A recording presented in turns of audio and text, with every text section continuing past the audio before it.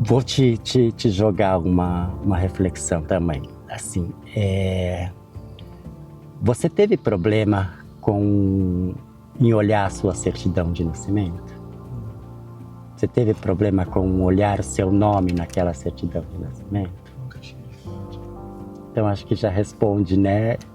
Quando eu olhava a minha certidão, quando a gente olha a nossa certidão e vê que ali consta um registro que aquele nome não condiz com quem eu sou, com como eu me vejo, como eu me enxergo, como eu me apresento para as pessoas. Saber que a possibilidade daquilo ser alterado e de eu realmente existir, já que para a sociedade um papel vale mais do que a simples existência física, né? Eu acho que isso já fala sobre essa mudança, né, da vida das pessoas, o porquê que isso é tão importante para as pessoas. O papel é apenas um complemento da existência da gente, assim, né, e faz muita diferença. Quando eu retifiquei o meu nome, quando eu olhei, eu disse assim, eu agora de fato existo. Eu de fato existo para a sociedade. Né? A gente, enquanto pessoa, a gente já se enxerga, já se vê, já entende da nossa existência. Mas pela burocracia desse papel, a gente ter esse papel, né?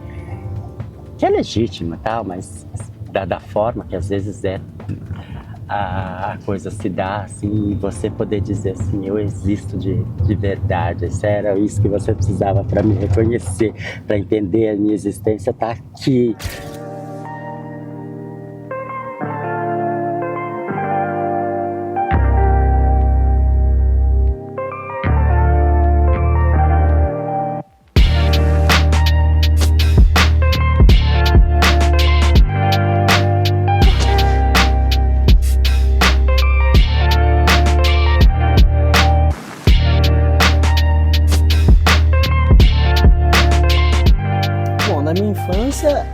Eu não me entendia como ninguém. Eu tava sendo feliz ali, mas no período em que eu comecei ali a me entender mais, entre os 11 anos, assim, eu sempre fui uma pessoa muito ativa. Então eu gostava muito de praticar esporte, sempre fui muito extrovertido, aquele falso tímido, né? Mas eu lembro que a minha família, principalmente, ficava falando que eu era piazona, né? Eu era um piá. E isso me afetava. Eu ficava, não, como assim um piá? Minha mãe fala que eu sou a menininha dela, sou a garotinha, como assim eu sou um piá? Mas quem diria que eles estavam certos, né? Bom, eu nasci aqui em Curitiba, filho de uma mãe paraguaia e de um pai que veio do Nordeste do Paraná. Aí eles tiveram a minha irmã quando vieram pra cá, falaram que ela não podia ficar sozinha, e aí nasceu eu pra fazer companhia. Ou pra irritar, vai depender de pra quem você pergunta. A relação com os meus pais é boa hoje em dia, né? Com a minha mãe principalmente, que a gente passou por um período muito difícil, que foi o período em que eu me assumi um homem trans. Até na verdade na época em que eu me entendia como uma mulher lésbica já foi um pouco difícil, mas hoje em dia tá melhor, a aceitação tá muito melhor. Então a nossa relação vai que vai.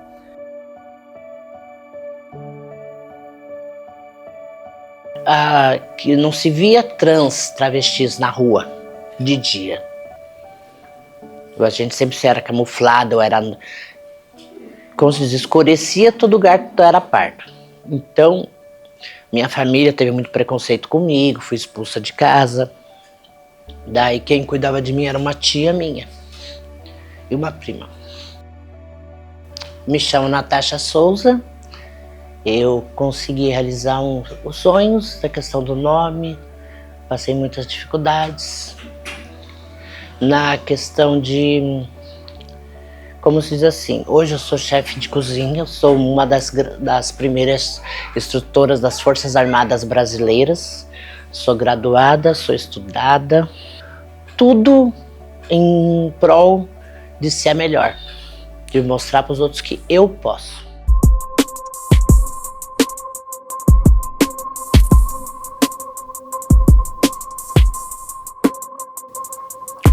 Eu acho que o ponto principal é que eu passei a minha infância inteira ouvindo ele.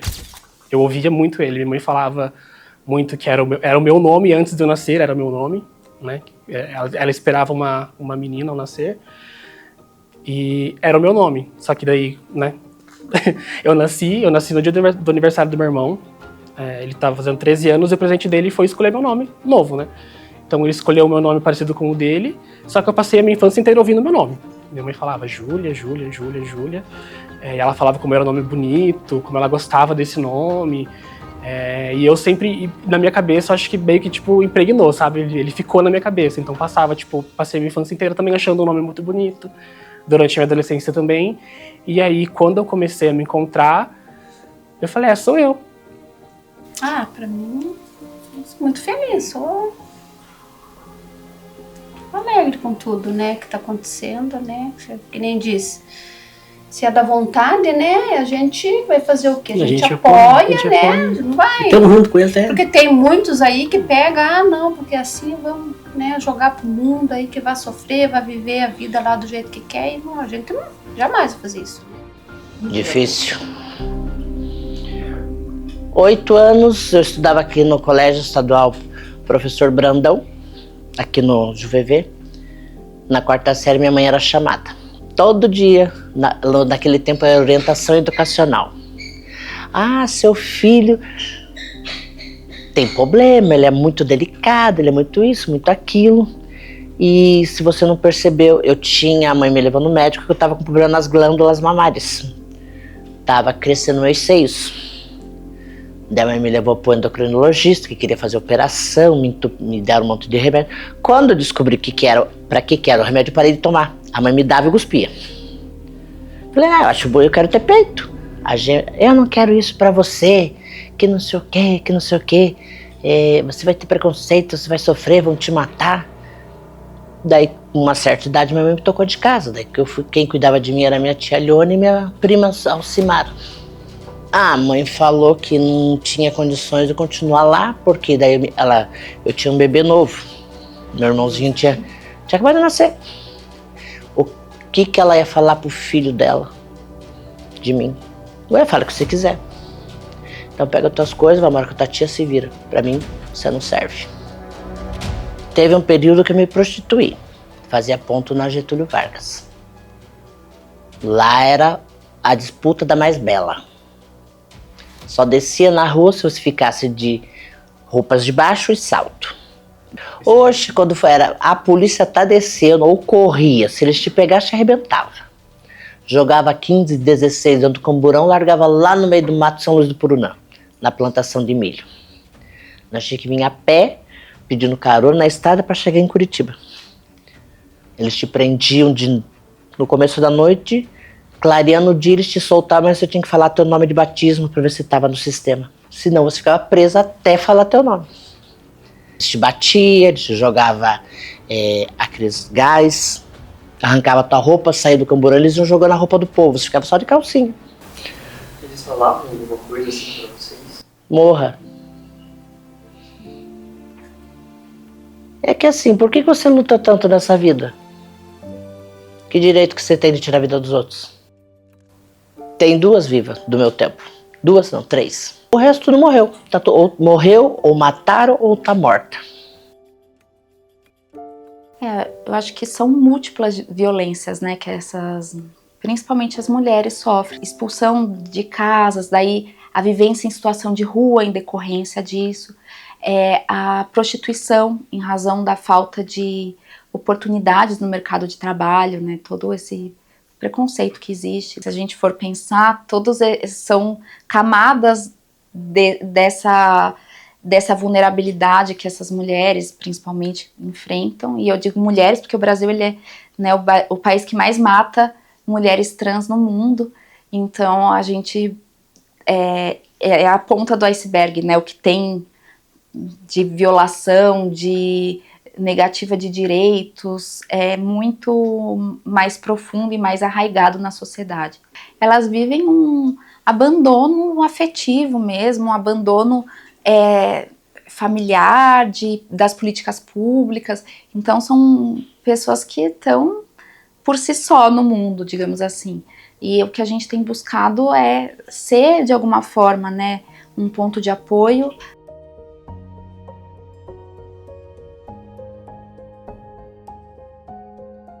Eu boto fé que nós vamos achar isso aí. Será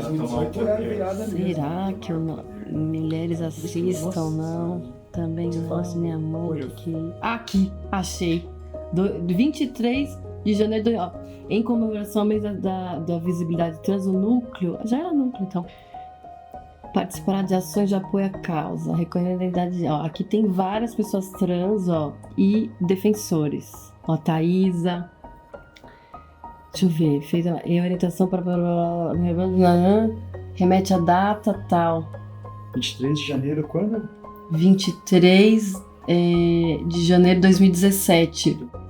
Então, chegou essa demanda da população trans, chegou por conta desse curso de formação que nós tivemos, nosso primeiro curso de formação, faço parte da primeira turma de defensores e defensoras, e nós tivemos uma aula com uma liderança trans. Pelo menos, acho que para mim, para muitos colegas, foi o primeiro contato, né, com o movimento trans, foi o primeiro contato de pensar que essas pessoas estavam organizadas, e aí surge essa ideia, vamos fazer um mutirão? Organizamos, e aí tinham vários defensores e defensoras e estagiárias envolvidos, ouvindo o relato das pessoas, o que também foi bastante diferente, intrigante, curioso.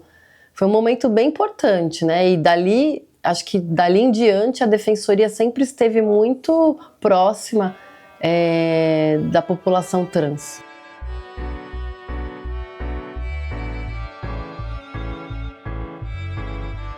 Talvez seja uma frase meio difícil que eu vou dizer, mas por todo o meu processo, uma coisa que eu mais pensei foi: se meus pais não me amam, se a sociedade não me ama, se quem eu tinha muito amor não me ama, eu tenho que ter o amor por mim.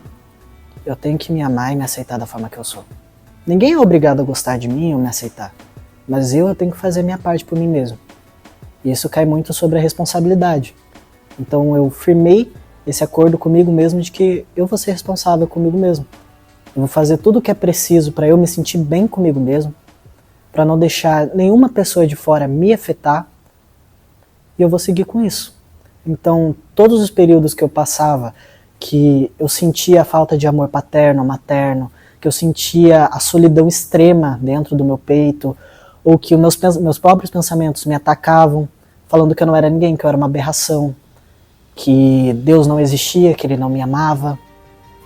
Aí eu colocava: eu não preciso de ninguém, eu só preciso de mim. Se não tem um Deus que me ama, eu vou ser meu próprio Deus. Porque afinal sou eu que estou criando quem eu sou.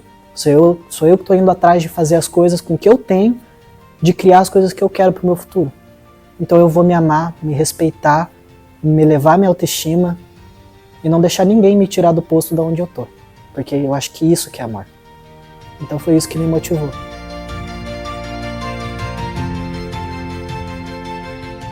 Eu me protegia. Eu sabia que estava ali dentro. Eu sabia que uma hora o ovo ia chocar, que ia sair, que ia acontecer. Eu não tinha o que fazer, porque eventualmente ia acontecer.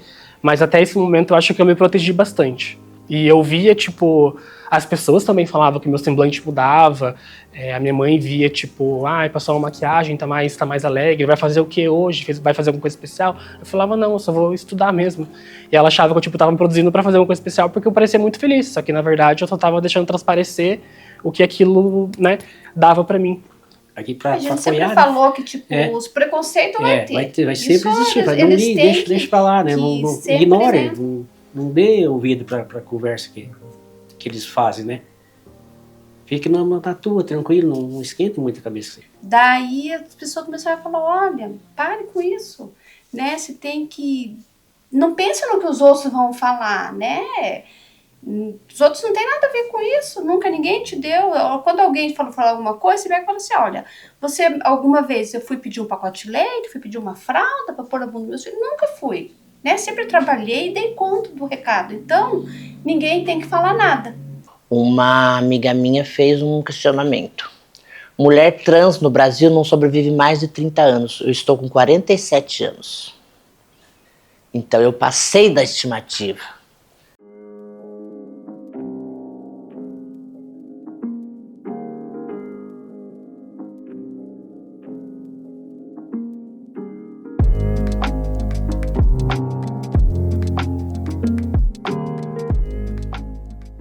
Então, já teve muitas atitudes transfóbicas da minha mãe, principalmente em situações de briga. Então, foi um período muito difícil. Foi um período onde a maioria das pessoas trans vai me entender que pedia para Deus dar uma solução, porque se você criou a gente, a sua imagem e a semelhança, para ser a gente assim, do jeito que a gente é, por que parece ser tão errado? Eu acho que eu precisava realmente mudar o nome, porque é o meu nome, entendeu? Por mais que eu tenha ali as minhas razões para ter escolhido esse nome, é o meu nome, eu escolhi esse nome, entendeu? Eu quero ser reconhecido por esse nome. Eu quero que as pessoas me enxerguem por esse nome, que me chamem por esse nome. Que eu passei muitos anos da minha vida, tipo, muito pra dentro, sabe? Eu não gostava, tipo, de sair, de participar das coisas, por vergonha, enfim, por medo, por vários motivos.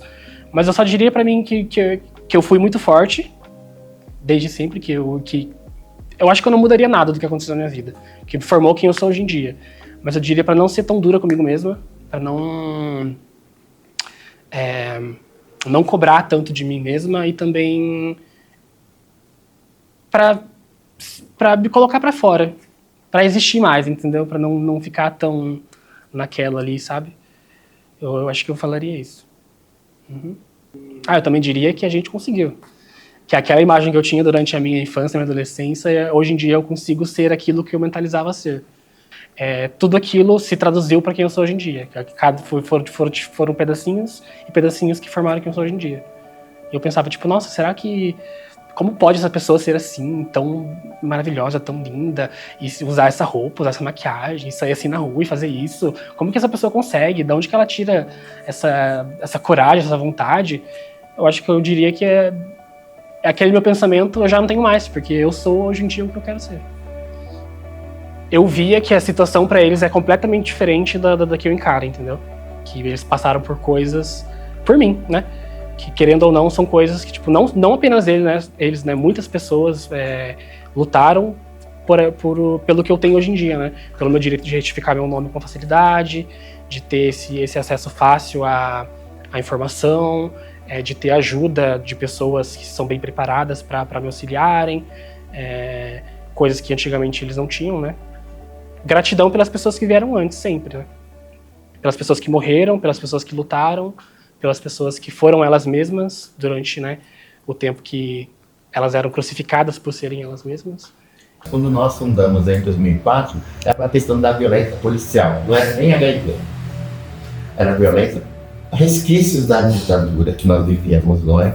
Então, por isso que a gente daí começou a fundação do Grupo Esperança por conta das questões de violência policial, né? Que a gente montava o secretário e prendia todo mundo, né? Porque prostituição já não era mais crime depois de 88. Pior que eu não veio antes, ao invés de antes. Nossa, aí ela sofrendo o dobro. Foi um peso, né? Um peso assim que você sofreu. Já vai chegar para ver outra coisa para descrucificar mais ainda. Então é assim, né, gente? Então, eu acho assim que o nome é tudo, pelo menos é um alívio, né? Que é um peso que tira com você. Acho que a sociedade vai te enxergar, né? Você arrancar uma identidade e falar assim, tá aqui, olha. Fulano, tal. Eu sou feminina, meu nome é feminino e eu não devo nada para ninguém. Isso aí? O que acontece está se evoluindo. Cada vez mais a gente conquistando espaços, conquistando coisas boas, novas amizades de pessoas influentes em muitas coisas que possam nos ajudar.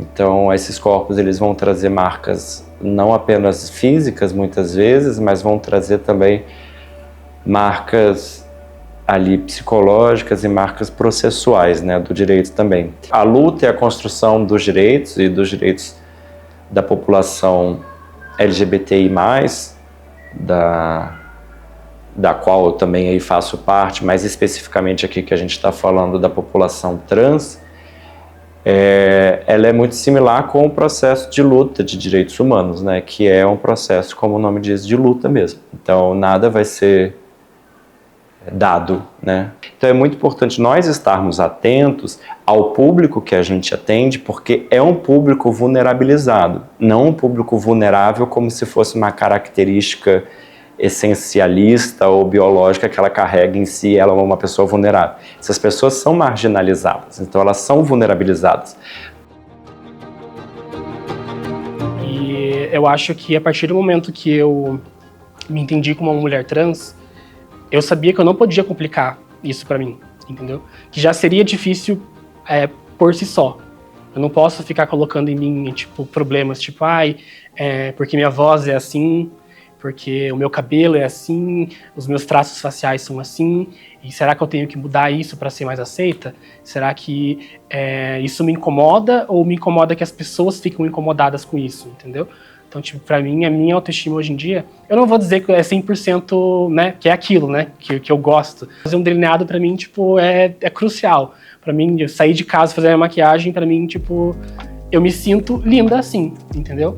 Se os outros não acham que eu sou uma mulher bonita dessa forma, já não é meu problema. Eu tô mirando no espelho e tô gostando, então pra mim tudo certo.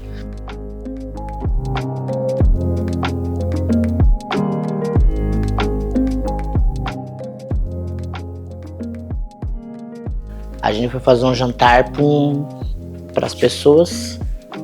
A mãe da moça que me contratou queria conhecer a cozinha, ela trouxe essa. Eu não aceito pessoa desse tipo fazendo comida para minha família. Falei, mas essa pessoa desse tipo que fez a comida que você acabou de comer. Meu nome é Natasha. A gente não precisa agredir, gritar. Você tem que aprender a ter classe. Porque, como se diz assim, dinheiro não é tudo. A beleza acaba, o silicone cai. Você tem, além da sua mudança que você faz, você tem a mudança da vida. Eu fui morar com um rapaz, ele tinha problema com droga. Eu comprei um carro, ele empenhorou o carro, ficou 3 dias usando droga da biqueira. Daí eu fui com a mãe dele lá buscar o carro. Dos traficantes foram no portão que tinha que pagar a conta dele.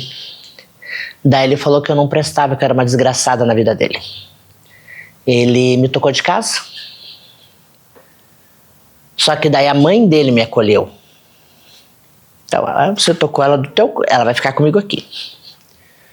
Daí foi aí que eu fiz... Tava no jornal. Você que quer conhecer o mundo, trabalhe conosco. Viu o anúncio no jornal. Eu sei inglês. Eu consegui embarcar. Passei nos testes, passei na... Como que fala? Na entrevista. Só que, pra mim, eu nunca pensei que eu ia chegar lá. Que o meu mundo era só aquilo. Falei, não, eu posso, eu sou melhor.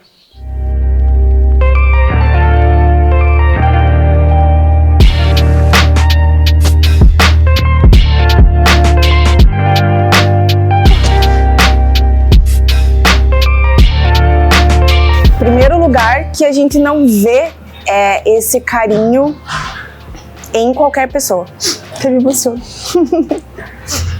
Desculpa. Mas eu sinto que ela tem um conhecimento e um amor pela gastronomia, né? Ela é auxiliar, ela é cozinheira, ela é subchefe, ela é chefe. Então ela sabe de todos os processos de uma cozinha, do começo até o fim. Independente de qualquer processo que ela tenha passado, ela faz muito bem o que ela faz. Ela é isso, a essência dela é essa integridade, essa entrega. Ela sabe, ela vai, ela conquista, ela realiza. Eu nunca, na questão de assim, não tenho família. Então minha família são vocês que vêm aqui. Eu que venho aqui, o pessoal, a menina da limpeza, a menina da louça, é o povo. Que vocês são especial para mim. Você sabe disso. E eu me divirto, eu fervo um monte, mas a gente faz as coisas porque gosta, você sabe. E é isso. Em primeiro lugar, eu queria agradecer a Deus por ter te conhecido, por ter, né, cruzado esse caminho. E peço que continue assim. Sim. E quero também te pedir um favor.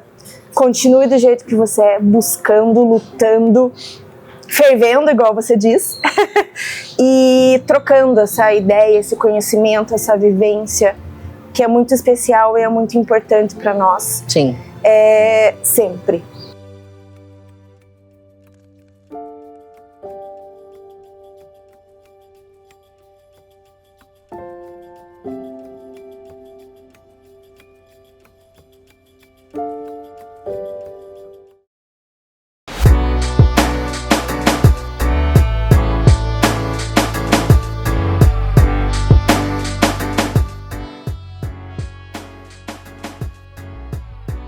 Mas quando eu me identificava como uma mulher lésbica, foi um período muito difícil.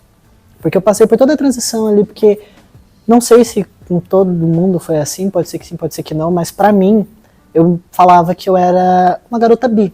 Porque pelo fato de eu ter falado isso, ele falava que eu dava desgosto pra família, que ele ia me bater até eu entrar no eixo de novo. E foi tenso, porque como ele era dono de salão e de uma clínica, muitas dessas agressões eram na frente de clientes. Então eu apanhei muito, escondido das pessoas e na frente delas. Falando que isso não era coisa de mulher de respeito, que eu era pior do que puta na rua. Entende? Eu lembro que nesse dia, ele me chamou pra ir lá na clínica. Eu não sabia que ela tinha contado.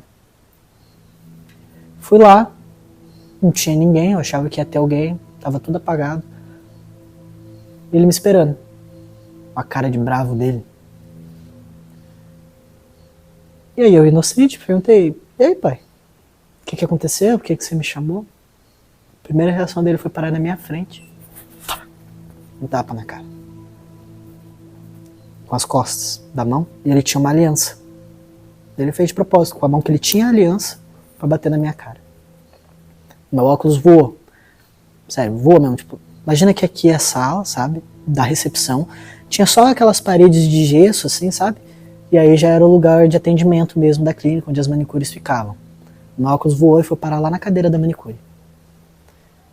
E aí ele falou pra mim, você não tem vergonha na sua cara, não? Você não tem um pingo de decência? Ficar falando pra sua mãe que você é bi? Você pega a mulher? Você faz isso, faz aquilo? Você não tem vergonha? Pá! Ele me empurrou no sofá, tirou a cinta dele. Pois agora eu vou fazer você ter vergonha nessa cara. Porque filha minha não vai ficar me desrespeitando assim. Filha minha não vai me dar esse desgosto. Só que enquanto ele falava essas palavras, ele batia na lateral do sofá. Ele não batia em mim, ele batia na lateral. Batia na outra. Mas aí quando eu decidi levantar e falar pra ele, eu sou bi mesmo. Gosto mesmo. E o que você vai fazer? Eu olhava com ódio pro meu pai. Com ódio, eu não tinha medo. Eu podia até chorar, mas eu não falava nada. Eu ficava com aquele olhar de ódio. Eu era baixinho, né? Eu olhava pra ele assim de cima. Aí quando eu falei isso pra ele, ele agarrou minhas duas mãos, segurou, abaixou minha calça e me bateu. Mas bateu tanto, tanto, tanto, que por uma semana as minhas pernas ficaram inchadas. Eu lembro bem que ele olhou pra mim e falou, eu quero que você conte pra aquela sua diretora do seu colégio que se ele chamar o conselho tutelar, eu vou te bater tanto que eles vão ter um motivo pra me levar preso. Fala lá pra eles. Eu te espanco, aqui mesmo. E aí eu fui obrigado a descer na clínica e trabalhar. Com as minhas pernas doendo, eu lembro que tinha sangrado um pouco. Eu tive que trabalhar pra ele lá. Engoli o choro, fingi que nada tinha acontecido, mas sabe quando todo mundo do ambiente sabe?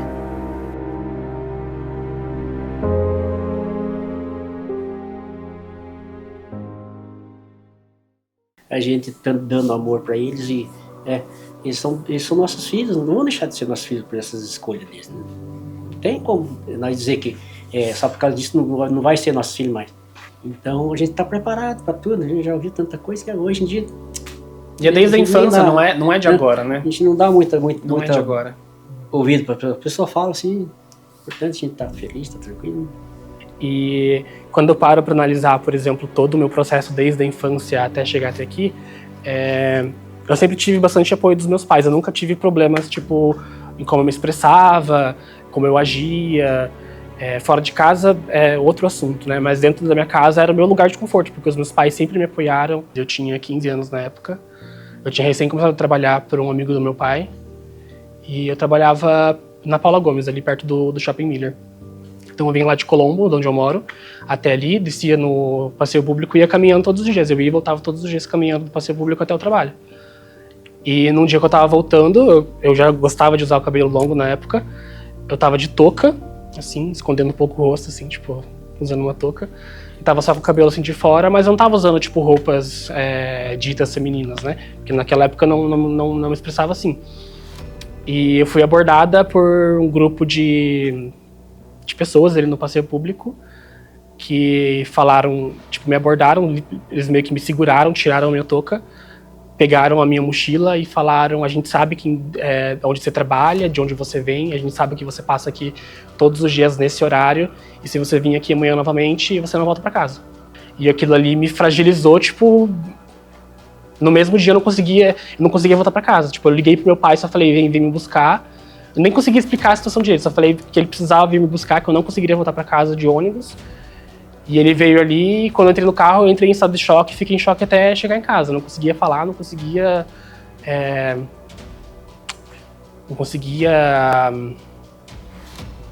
deglutir a cena, né, o que aconteceu. Eu não conseguia,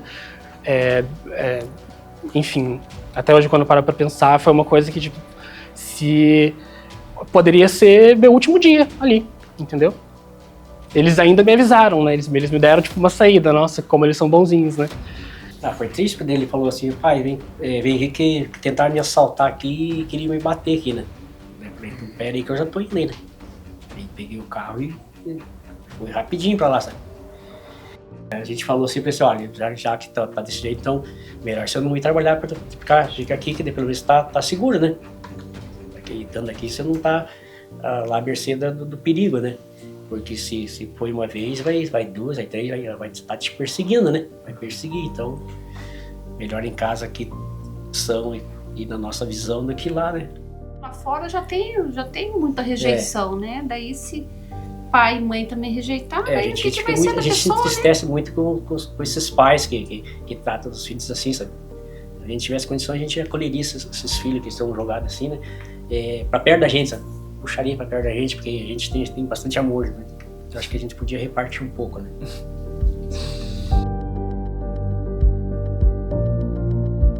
Eu sou mãe de trans, homem trans. Homem trans. Você não binário, trans não binário, também. Isso. Trans também. Uhum.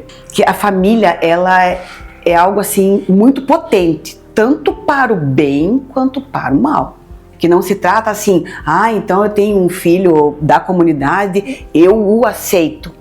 Para tudo. Não é eu aceito, é eu respeito e eu acolho. E a gente sempre fala, né? Você não precisa amar o meu filho, eu amo o meu filho. Agora eu exijo que você respeite o meu filho. Isso eu não vou abrir mão. Né? A gente, como tem contato com muitos filhos pela diversidade, a gente consegue perceber, sabe, a atuação positiva ou não da família, só pela forma como o filho se coloca fisicamente, inclusive, né, quando ele está mais empoderado, mais cheio de si, mais com coragem de enfrentar a vida, ou quando aquela pessoa assim mais retraída, quase que se encolhendo, com vergonha de ser o que é, né? Então, assim, esse acolhimento é fundamental.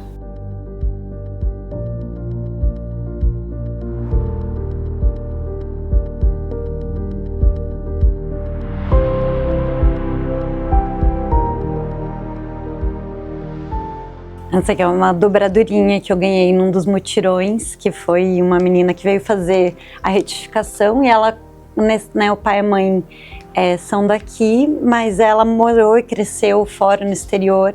E aí ela estava acompanhada do pai e da mãe, que é uma coisa que não é tão comum assim, por conta, né, da falta de acolhimento familiar mesmo. E aí o pai dela estava junto com ela e dando as orientações de como fazer, né? A gente repassando a orientação, ele anotando tudo no papelzinho assim para passar para ela. E aí ela, né, assim, com certa dificuldade, né, era uma mulher trans dentro do espectro autista também. Aí o pai dela veio e foi fazendo as anotações, aí no final do atendimento ela deu essa dobradurinha e ficou aqui comigo, bonitinha, assim, foi um momento bem importante para ela, pra gente também, né, porque a gente realmente fica feliz de conseguir contribuir aí com essa retificação, que a gente sabe que tem um potencial muito grande de transformar a vida das pessoas. Acho que a gente tem uma alegria mesmo, assim, de encontrar, colocar na mão, assim, entregar, porque a gente meio que compartilha esse momento, né, que o pessoal, né, as pessoas trans e pessoas não binárias colocam muito como um nascimento, assim, né, um reconhecimento daquilo que são perante o Estado, perante a sociedade, e o que dá de início esse reconhecimento é justamente a certidão de nascimento. Um momento de bastante alegria, assim, de bastante emoção também, de entender que é uma possibilidade, que elas, né, têm direito de ser quem são e que a gente de alguma forma conseguiu contribuir um pouquinho. E é um momento que pra gente, assim, aqueles momentos bons, assim, né, o trabalho tem bastante BO, mas esse é um momento de bastante alegria, assim, a gente celebra junto. Então acho que os servidores, as servidoras, estagiários, estagiárias são fundamentais do início ao fim do processo, são as pessoas que normalmente fazem esse atendimento diretamente para as pessoas trans, que vêm até a gente com essa expectativa de reconhecimento mesmo da sua identidade e atravessam todos os percursos, assim, ao lado das pessoas trans, para que elas tenham esse direito garantido e vão realmente, assim, construindo caminhos para que esse processo seja de cada vez mais fácil, facilitado, visível, e cada vez mais as pessoas reconheçam as pessoas trans e seus direitos de, né, serem quem são e poderem ser reconhecidas a partir de como se identificam. Acho que faz bastante diferença. Foi um alívio tão grande que dá uma sensação muito boa você pegar a tua identidade, colocar na frente do espelho e falar: finalmente, cara. É incrível. Eu olhei a minha identidade e aí eu lembrei de mim criança, sabe? Mas aí eu lembrei de tudo aquilo e eu fiquei grato. Porque apesar de eu ter passado por momentos muito difíceis que desafiavam muito a minha saúde mental, a minha saúde física, porque eu sofria agressões de todos os tipos, e olhar pra mim ali, na minha carteira de identidade, que eu vou ser reconhecido não só pela minha família, mas para qualquer pessoa, que tudo aquilo valeu a pena. E que a partir daquele momento, eu podia recomeçar com uma pessoa que eu sempre fui. Que eu não precisava mais me guardar, me esconder atrás de uma máscara, atrás de uma personalidade que não era minha. Para quem não tem essa experiência de ter que mudar o nome, não sabe qual que é a importância disso, não sabe o sentimento que isso traz. Mas você estando ali com uma pessoa que precisou fazer tudo isso, você vê alguém que olha para você e fala o seu nome, o nome que você escolheu para você, que você teve a oportunidade de fazer isso, é um sentimento incrível. Você se sente pertencente, você se sente próprio, você se sente bonito, você se sente poderoso. Você sente que nada mais vai te abalar. Porque uma coisa que já te abalou tanto, não te abala mais. Tem sempre esse problema, né? Porque é realmente um problema a pessoa ter dificuldade para falar pro mundo quem ela é. Porque eu sei que também existe a questão de um pedaço de papel não dizer quem nós realmente somos, né?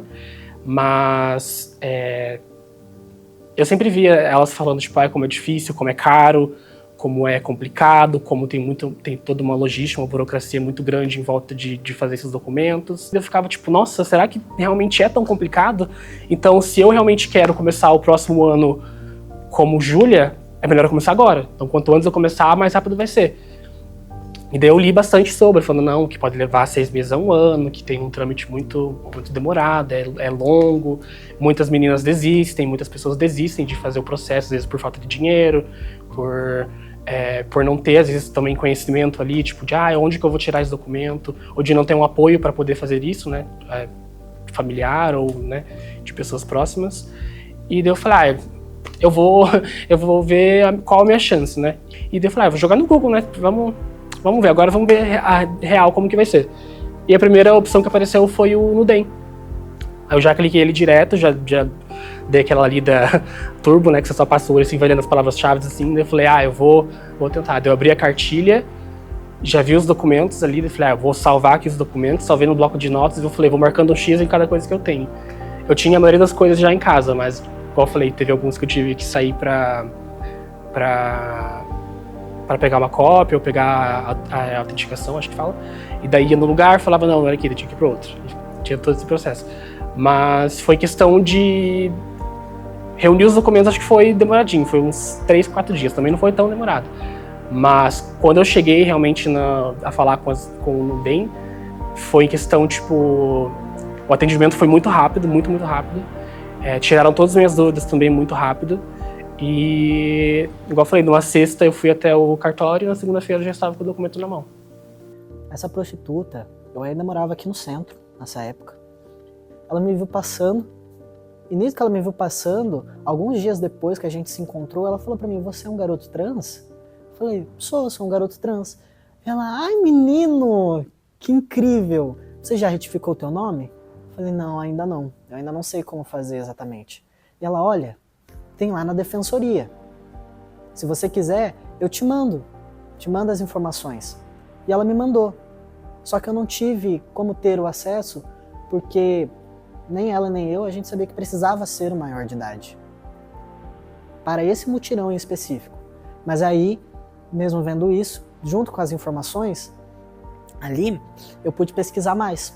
Eu pude ter mais convivência com as pessoas trans. Natasha, tá tudo prontinho. Eles fizeram tudo pra mim. Tudo, documentação, os links, eles que puxaram todos os meus processos, as certidões, né? Natasha, tá tudo pronto. Daí a moça me chamou lá, eu peguei tudo prontinho, era só eu ir no cartório, apresentar e assinar.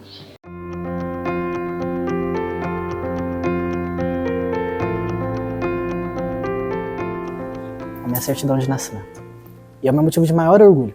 Posso perder o RG quantas vezes for, mas esse daqui eu não perco nunca.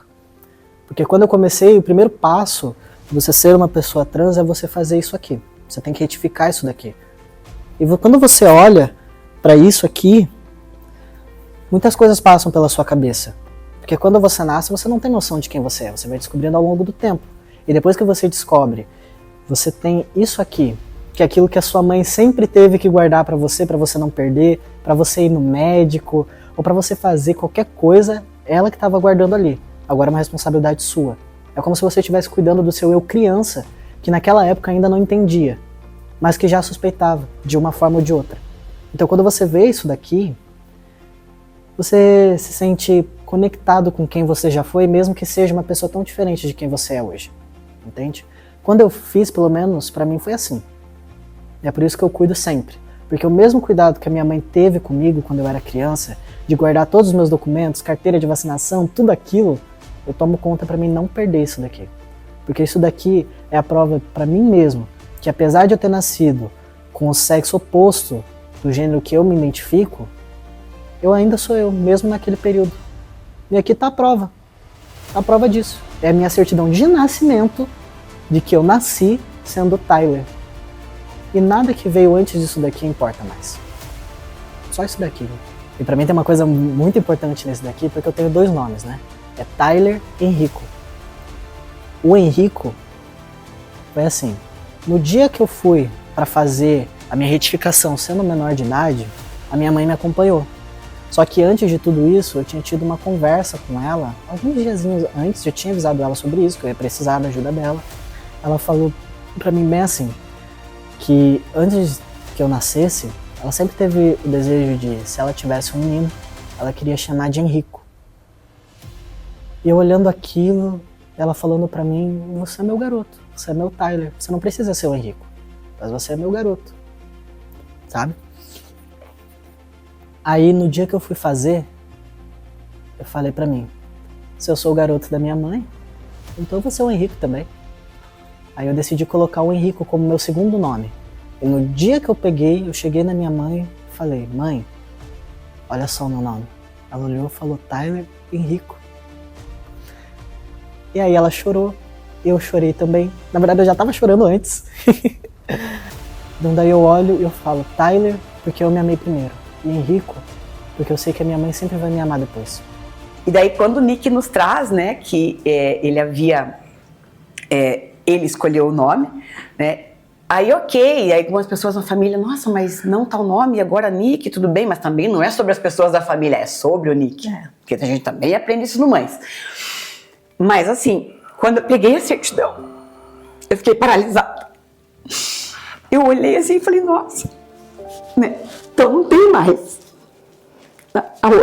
o outro nome. Mas isso assim, durou um pouquinho, mas depois passou e também, naturalmente, muito acolhida pelo Mães, né? E, enfim, vida que segue. Hoje eu entendo que, nossa, é um nome, né? Claro que foi muito bonito a escolha, o sentimento que gerou, mas também é muito bonito o sentimento que gerou quando a gente entendeu que é Nick. E pronto. Se eu pudesse voltar 20 anos atrás, tudo que eu queria era poder ter sido um pouco do que eu sou hoje, com os direitos que a gente tem. Uma coisa que eu guardo com muito carinho, que eu posso dizer para vocês, é isso aqui, ó. A minha carteirinha de atendimento da Defensoria, que me faz, às vezes, parar para pensar assim, de uma conversa que a gente teve à época, assim, já imaginou, né? Nunca, assim, já imaginou uma pessoa trans num espaço desse? Nunca a gente imaginou que pudesse alcançar, né, um lugar desse aqui. Olhar para trás e ver que, né, que, de certo modo, isso viabilizou que as pessoas se encorajassem a buscar e tentar alcançar esse espaço. Para mim é muito gratificante. Eu, às vezes, eu ainda me assusto, assim, né, porque é um espaço jamais sonhado, né. Foi um misto de sensação, assim, muito engraçado, porque eu não sabia se eu ria, se eu chorava, A única coisa que eu dizia é que, enfim, eu existo. Ontem, quando eu fui resgatar para trazer ela, eu fiquei assim, caraca.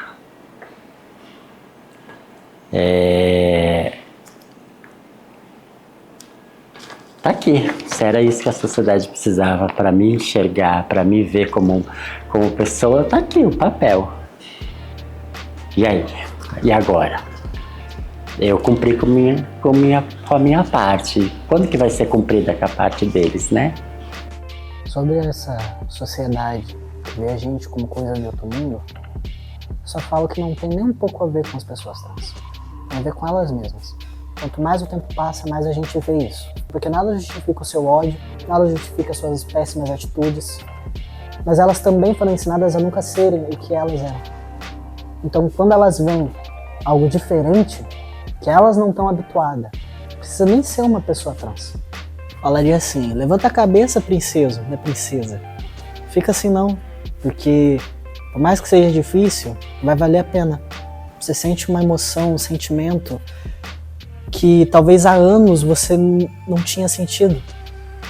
Ou que você realmente passou a vida inteira e nunca sentiu, porque por mais que a gente é criança, a gente sempre sabe quem é a gente e quem não é. Mesmo que a gente tenha que esconder, leva um tempo pra gente realmente tomar consciência daquilo. E vai ser difícil. Vai ser muito difícil. Cada um com a sua dificuldade. Mas você é uma pessoa forte. Pelo simples fato de você entender quem você é e você se aceitar, porque primeiro vem da gente. Não precisa de outras pessoas. Você tem toda a força do mundo para conseguir lutar por aquilo que você quer, para fazer da sua vida a melhor vida que você pode, para traçar o seu caminho da forma que você quer, ser visto pelas pessoas da maneira que você quer e não da maneira que elas impõem para você. Ao mesmo tempo que é triste, eu gostaria que as pessoas tivessem mais humildade, né, para entender não diria aceitar, porque a questão não é nem aceitar ou não, a questão é respeitar, né? No modo geral. A pessoa me aceitando ou não, eu vou continuar existindo. Eu vou continuar vivendo, vou continuar sendo a Júlia, vou continuar fazendo aquilo que eu acredito que é melhor pra mim. E a única coisa que eu peço em troco não, né? Porque eu respeito todo mundo. A única coisa que eu quero é que as pessoas me respeitem também. Olha, aquilo que eu falei, assim, tudo nessa vida você tem que ter, como se diz assim, primeiramente você tem que ter as pessoas certas que te ajudam. Se você não for correr atrás do teu sonho, ninguém vai te ajudar. O primeiro passo é você.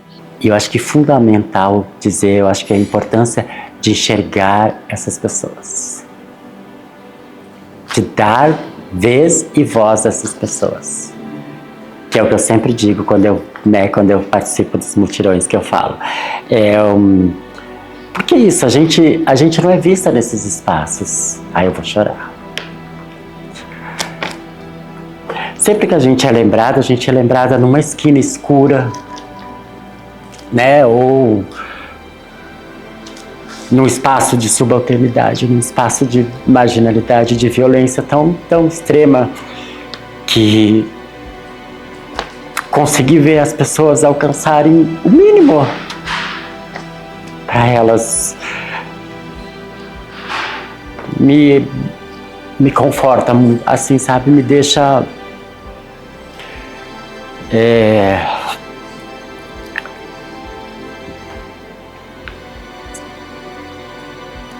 contemplada, sabe, porque é isso, eu queria, como eu falei, eu queria ter tido essas oportunidades, queria que tivesse tido pessoas que olhassem com esse olhar que a gente tem, né? Eu acredito que não é a Carol que provocou a Carol que fez, é um pensamento de várias pessoas que se sentiram tocadas e em olhar e pensar nessas pessoas. A grande maioria tem conseguido romper, porque também isso aqui, de certo modo, é mais uma